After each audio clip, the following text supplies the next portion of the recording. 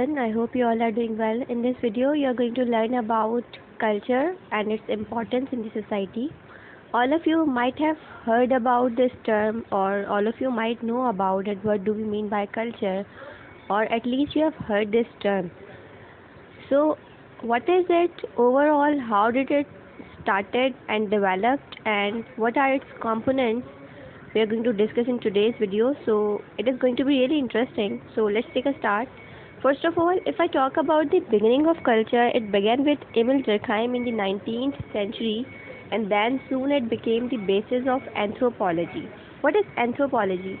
Anthropology is a discipline that talks about, that researches about development and evolution of human cultures, the differences, the variations and similarities between cultures around the world.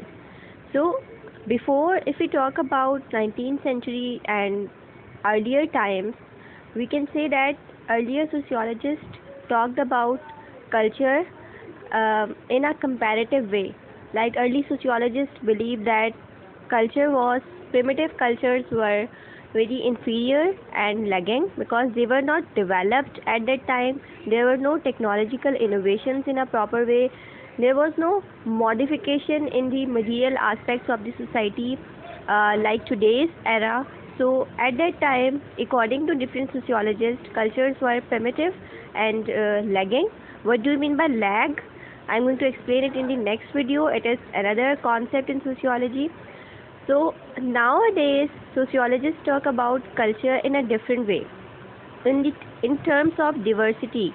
Today, sociologists never compare cultures of different societies, but instead they talk about cultural diversity, variations and similarities and varieties in the cultures of different societies.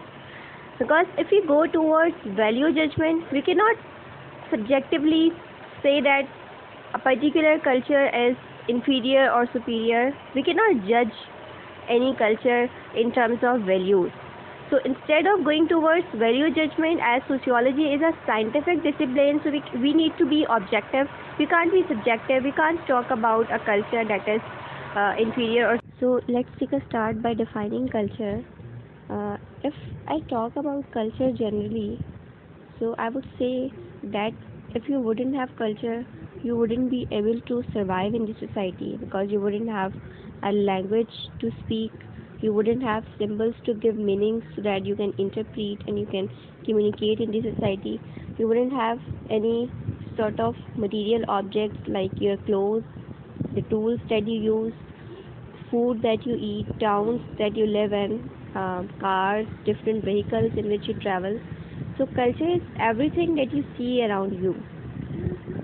That means values that are held by members of a particular group, the languages they speak, the symbols they revere, the norms they follow, and the material goods they create, from tools to clothing.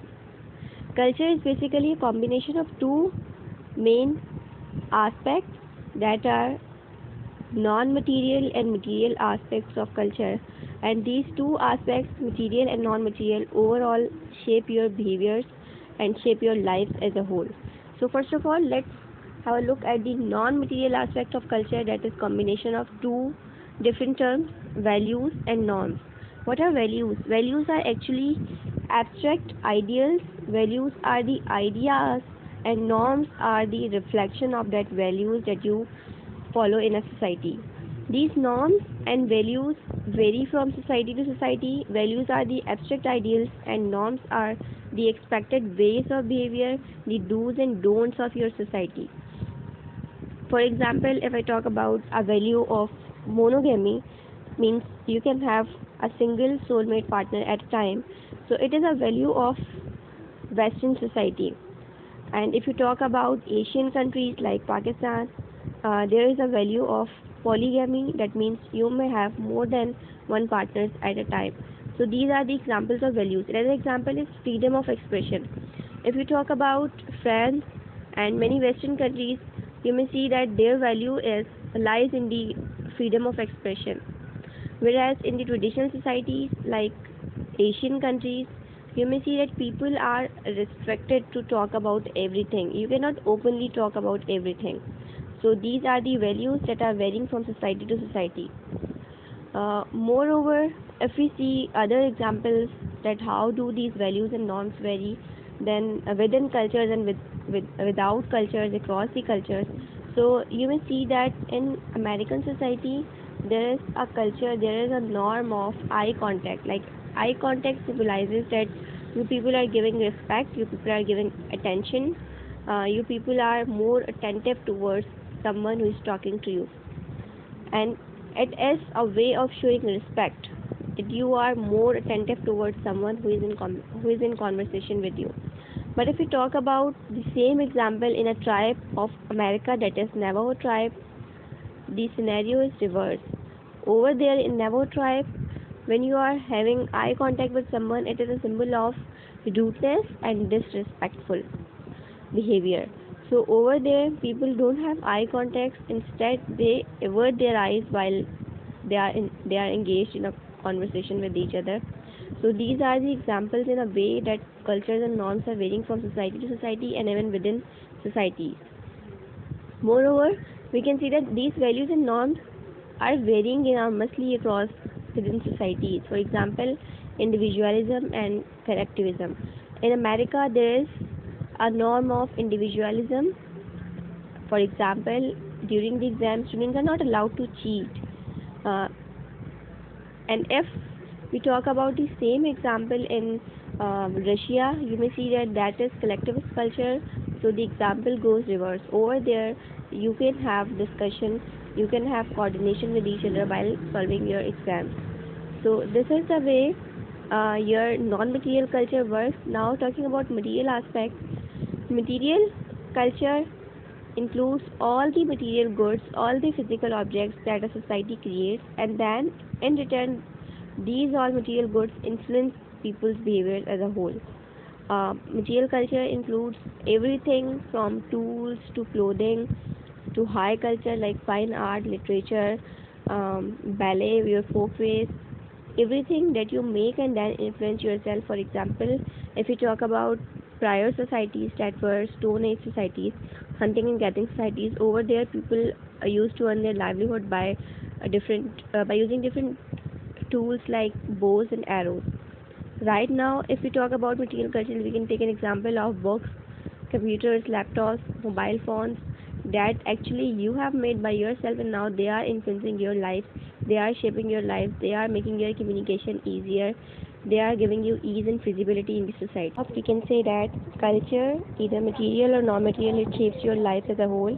It shapes your everyday behaviors, your habits, your daily routines. Whatever you behave, whatever you do, you are actually complying to the norms and values of your society. And if you go against these values, you people are considered to be deviants because you are violating the norms of society in which you people are living. So how do you learn conformity? Actually through the process of socialization that I've already explained in the previous videos.